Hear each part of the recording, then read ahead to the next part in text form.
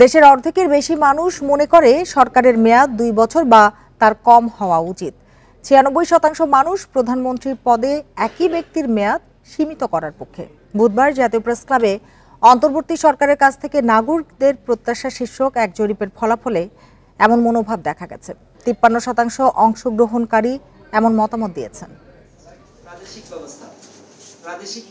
গণঅভ্যুত্থানের পর অন্তর্বর্তী সরকার এরই মধ্যে পার করল 2 মাস।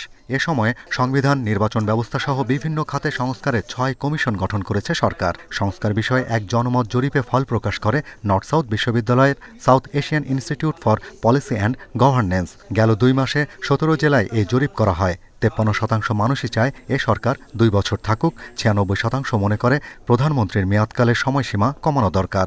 90% দেশের আইন শৃঙ্খলা পরিস্থিতির উন্নতি দেখতে চায়। পুলিশ আমাদের ভাই, তাদের রিফর্ম হলে আমাদের অনেক ব্যাপারে এটার ইম্প্যাক্ট পড়বে। ল অ্যান্ড অর্ডারের সাথে ইকোনমি জড়িত, আমাদের মানসিক শান্তি জড়িত, আমাদের মানসিক স্বাস্থ্য জড়িত। নতুন দল আসুক, আমরা চাই বাক স্বাধীনতা আর একটু আসে। তো নানান দিক থেকে আমি বলবো যে একদিকে নিরাপত্তা এবং অর্থনীতি, অন্যদিকে আসলে গণতন্ত্রের চাহিদাটাই চলে এসছে আমাদের এই জরিপের মাধ্যমে। অনুষ্ঠানে নির্বাচনী ব্যবস্থা সংস্কার কমিশনের প্রধান বদিউল আলম মজুমদার বলেন, বিগত সরকার নির্বাচন ব্যবস্থা নির্বাসনে পাঠিয়েছিল, তাই মানুষ নির্বাচনী ব্যবস্থা সংস্কার চায়। তবে রাজনৈতিক সংস্কৃতির পরিবর্তন না হলে সবই হবে পণ্ডশ্রম। আমাদের সুপারিশ পাওয়ার পরে সরকার যে রাজনৈতিক দলের সাথে বসে তারা একটা ঐক্যমতে পৌঁছার চেষ্টা করবে। ওখান থেকে একটা রোডম্যাপ সৃষ্টি হবে।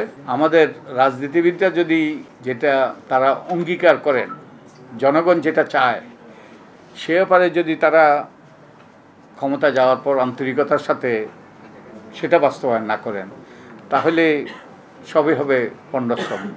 আগস্ট ও সেপ্টেম্বরে বন্যা ব্যবস্থার প্রশংসা করেছেন দেশবাসী। একই সাথে শিক্ষা, স্বাস্থ্য ও জনপ্রশাসনের সংস্কারের উপর জোর দিয়েছেন সাধারণ মানুষ।